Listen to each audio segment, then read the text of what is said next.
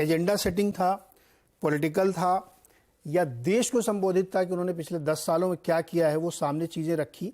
मुझे जो समझ आ रहा था, जो मैंने सवाल शुरू में ही रखा कि 3 चीज़ें उन्होंने बिल्कुल साफ कह दी कि इसी पर फोकस है उनका, इसी पे चुनाव होगा और इसी को हम हार्प करेंगे। क्योंकि जब आप उनके स्पीच का वो वाला हिस्सा सुनते हैं तो उनकी जो बॉडी लैंग्वेज थी, जो उनका स्वर था, जो उनका पिच था, वो बहुत फोर्सफुल था कि इस पर कोई कॉम्प्रोमाइज़ नहीं है कि आप अपने परिवार के लिए पार्टी चला रहे हैं।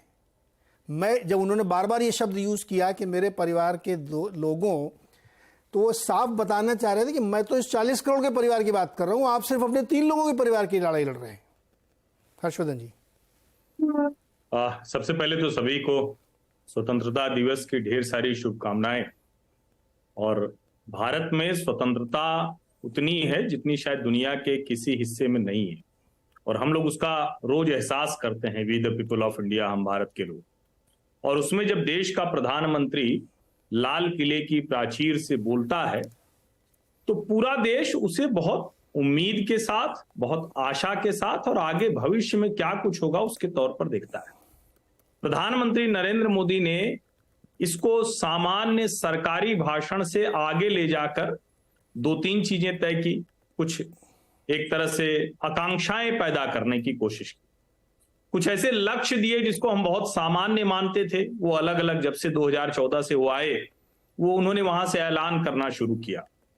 और आज जब वो बात कर रहे थे तो सब कुछ लगभग प्रत्याशित था। मतलब मुझे उसमें कुछ भी ऐसा नहीं लगा जो अप्रत्याशित रहा हो। एक अप्रत्याशित जो लगा मुझे, वो मणिपुर से उन्होंने शुरुआत की, ये अप्रत्याशित था क्योंकि सारी बातचीत हो चुकी थी, विपक्ष को जितना कुछ करना था कर चुका था। उसके बाद ये इस तरह से बात करने का बड़ा सीधा सा मतलब है कि वो भी ये जानते हैं कि बहुत बड़ा संवेदनशील मुद्दा है और इस पर प्रधानमंत्री के मुंह से देश की जनता संवेदना के स्वर सुनना चाहती है, जो बहुत जरूरी था। लेकिन अगर इस भाषण को अगर हम देखें, जिन 3 महत्वपूर्ण मुद्दों की बात कर रहे हैं, परिवारवाद, भ्रष्टाचार और तुष्टीकरण, मेरे ध्यान में नहीं है कि स्वतंत्र भारत में किसी प्रधानमंत्री ने लाल किले से तुष्टीकरण की बात की हो। मेरे ध्यान में नहीं, कोई भी प्रधानमंत्री, नरेंद्र मोदी भी इसके पहले के किसी भी भाषण में वो तुष्टीकरण की बात करते नजर नहीं आए। इस वक्त देश में जिस तरह का माहौल है वो देखिए, किस तरह से लोगों को कहा जा रहा है कि मुसलमान खतरे में है, किस तरह से कहा जा रहा है कि देखिए ट्रेन में क्या हो गया, कोई आदमी, उसको किस तरह का उसके मन में घृणा और वो सब भर दिया गया। अभी नूह में यात्रा होती है, ब्रिजमंडल यात्रा हिंदुओं की निकलती है और मुस्लिम इलाके में उस पर हमला हो जाता है, लोगों की जान चली जाती है। हर किसी न किसी एक कहें कि अवसर निकाल कर लोग उसको खोज लेते हैं, स्थापित करने की कोशिश करते हैं कि अरे नहीं नहीं यही हुआ होगा। ऐसे में प्रधानमंत्री जब तुष्टीकरण नहीं होना चाहिए, तुष्टीकरण के खिलाफ अभियान की अपने परिवारजनों से बात करते हैं, और आपने बिल्कुल ठीक कहा, पहली बार है कि वो परिवारजनों इतनी बार वो कह रहे हैं।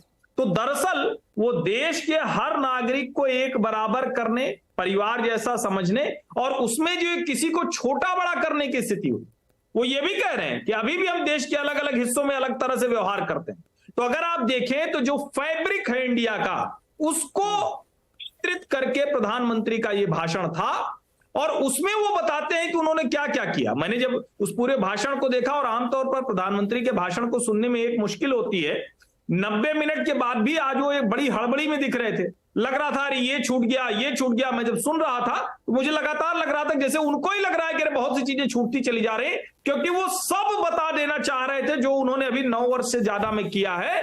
एक तरह से ये राजनीतिक रैली का भाषण था, एक तरह से देश में जो उन्होंने बदलाव किया है उसका भाषण था।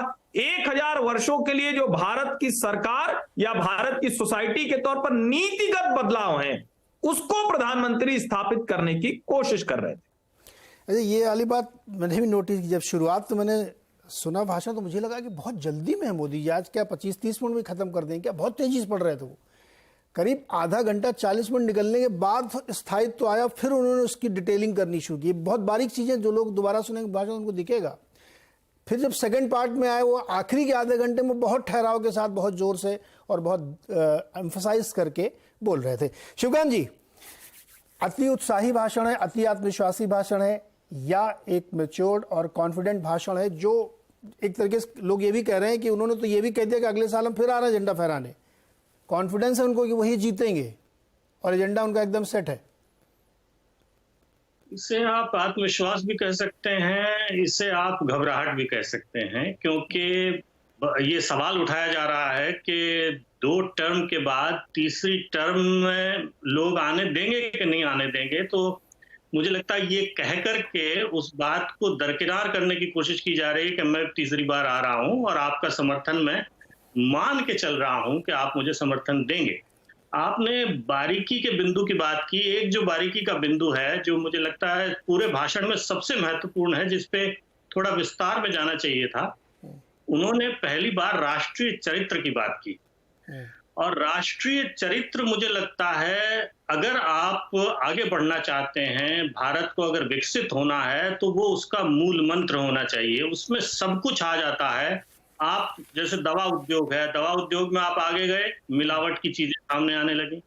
इसी तरह से आप कोई भी सामान बनाते हैं, कुछ भी करते हैं, उसमें गुणवत्ता पे आपका ध्यान है कि नहीं, आप अपना कर्तव्य निभाते हैं कि नहीं, आप अधिकारों के लिए सड़क पे हर वक्त खड़े रहते हैं, लेकिन आप उसके लिए खुद क्या करते हैं, आपको क्या करना है।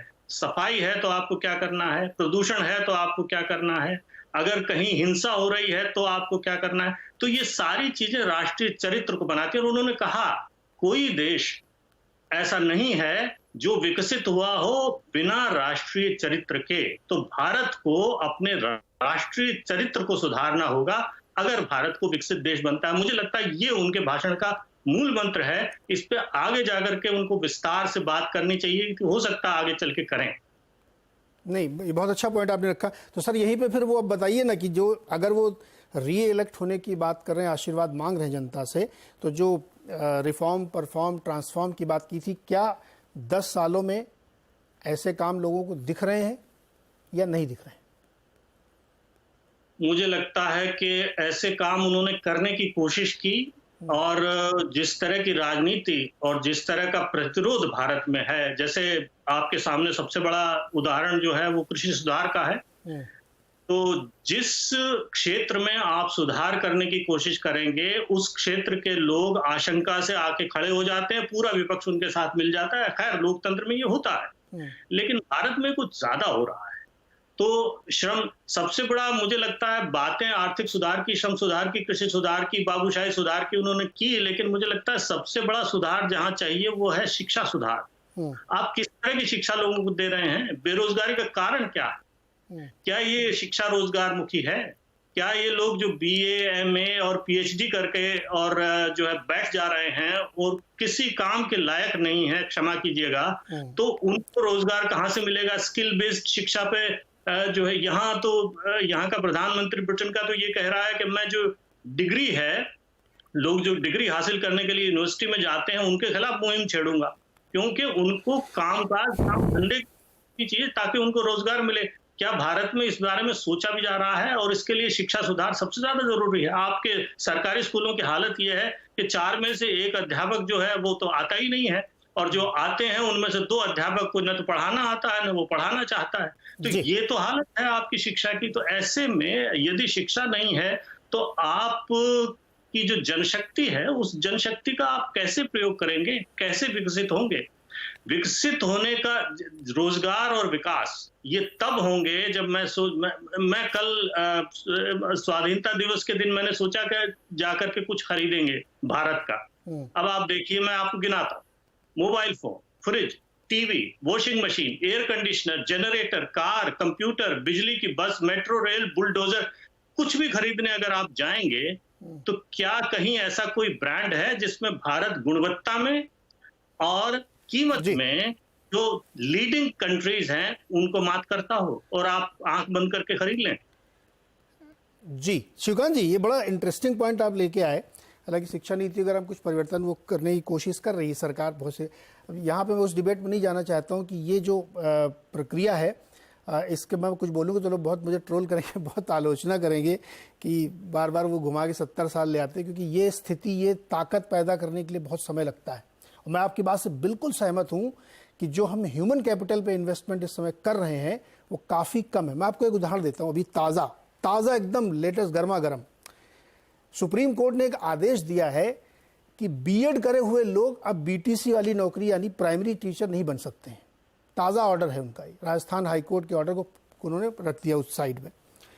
अब इसका एक मन में ऐसी सोच रहा था मैं, क्या तो कई लोगों से मेरी बातचीत भी हुई, तो उसमें से निकल के ये आया कि बहुत सारे लोगों ने इंजीनियरिंग बीटेक करने के बाद बीएड किया था कि वो प्राइमरी स्कूल में मास्टर बन जाएंगे। अब आप इस देश की मेधा और ह्यूमन कैपिटल को सोचिए आप कि आप बीटेक करने के बाद बीएड इसलिए कर रहे थे कि आपको प्राइमरी स्कूल में टीचर बनना था। अब मैं इसकी डिबेट किसी दिन करूंगा, चर्चा तो और खोलूंगा। यहां मैं सिर्फ इस उदाहरण के लिए आया था कि आप जो बात कह रहे हो बहुत इंपॉर्टेंट है कि ह्यूमन कैपिटल पे इन्वेस्टमेंट अगर नहीं होगा तो वाकई फिर आगे जाते तो बहुत दिक्कतें हैं कि, और नारायण मूर्ति जी कई बार कह चुके हैं कि जो इंजीनियर निकलते हैं वो बहुत बार एम्प्लॉयबल नहीं होते हैं। तो खैर एक ये पॉइंट है यहाँ पे, लेकिन ये बहुत विस्तारित पॉइंट है जो कि पता नहीं कितना भी काम हो रहा होगा नहीं हो रहा होगा। लिखिए हर्षवर्धन जी, ये जो काम की बात हो रही है, एक बड़ा महंगाई का मुद्दा उठता है। टमाटर 250-300 रुपये किलो बिक रहा है, भाई सारी सब्जियां महंगी हो, कल इन्फ्लेशन का नंबर भी 7.5% आया है। क्या ये भी एक चैलेंज है या सिर्फ ये 1.5 महीने का चैलेंज होता है, मानसून खत्म होते ही खत्म हो जाएगी महंगाई? नहीं देखिए, चुनावी लिहाज से मैं पूछ रहा हूं क्योंकि ये तो बहुत 2-3 महीने का इशू होता है, लेकिन असर बहुत डालता है, इसमें बहुत सरकारें बदल जाती हैं। नहीं, 1.5 महीने का इशू हो या 1.5 साल का इशू हो, महंगाई हर वक्त इस देश के लिए, लोगों के लिए मुद्दा रहेगा, क्योंकि यहाँ लोगों की जो आय है वो इतनी अधिक नहीं है। हम अभी विकसित देशों के आय के पैमाने पर नहीं है कि हमारी बेसिक रिक्वायरमेंट तो सब चलती रहती है, बेसिक रिक्वायरमेंट पे भी मुश्किल आती है जब महंगाई बहुत बढ़ जाती है। लेकिन हाँ, चूंकि अलग अलग समय पर, जैसे टमाटर की महंगाई की अगर बात करेंगे तो मैं मतलब वो शब्द इस्तेमाल करता हूं, हालांकि आप कह रहे हैं ट्रोल, इसके बाद बहुत ट्रोल होगा, ये मूर्खता भरी बहस है। अगर आप टमाटर की महंगाई पर बहस कर रहे हैं कि वो कितने किलो हो गया, कितना बिक रहा है, और वो भी बारिश के सीजन में, एक सीजन है उसके बाद वो खत्म हो जाएगा। लेकिन जब ओवरऑल महंगाई का डेटा आता है और आरबीआई के जो कहें कि उनका टारगेटेड है उससे 1.5-2% ऊपर चला जाता है, तो ये सरकार के लिए चिंता की बात है। और इसका मतलब ये हुआ कि मध्यम और गरीब वर्ग पर उसकी मार पड़ रही है। सरकार को ये चिंता करनी चाहिए कि वो कैसे उसको कम करे, नंबर 1।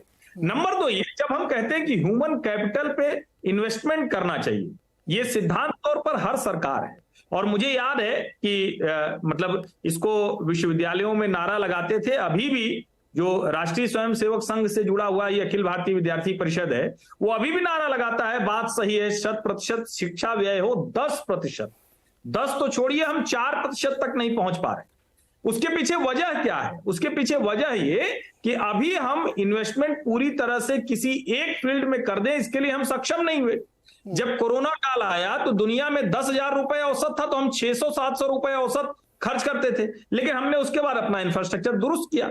नेशनल एजुकेशन पॉलिसी में इन बातों पर बहुत ध्यान दिया गया है। अब वो कितनी सफल हो पाएंगी, कितना उसका इंप्लीमेंटेशन ठीक होगा, कितनी गुणवत्ता सही होगी, ये देखने की बात होगी। और मैं भी इससे सहमत हूं कि इस देश में अभी भी उस मानसिकता से लोग बाहर नहीं निकल रहे हैं कि कुछ ऐसा करो जिससे काम करें। वो सोचते हैं कुछ ऐसा करो जिससे काम ना करना पड़े। अब ये जो बीएड करके और फिर बीटीसी वाली नौकरी लेना, या इंजीनियर होके और फिर कोई ऐसी नौकरी लेना, वो प्राइवेट कॉलेजेस से लोग इंजीनियरिंग करते हैं, एमबीए करते हैं, उसके बाद प्राइमरी में पढ़ा रहे हैं। यस, प्राइमरी पढ़ाना बहुत अच्छी बात है, लेकिन क्या ये होना चाहिए क्या? और तब फिर अखबारों में हेडलाइन बनती है कि पीएचडी फलाना धमाका, वो पीएम के लिए, चपरासी की नौकरी के लिए लगे। तो दोनों चीजें, हमें ह्यूमन कैपिटल पे इन्वेस्टमेंट करना है, उसे बेहतर करना है, शिक्षा स्वास्थ्य सबसे जरूरी है, लेकिन हमारी वाली जो सोच है उसको भी बदलना पड़ेगा ना भैया। काम करने के लिए पढ़ना है, काम चोरी करने के लिए नहीं पढ़ना है।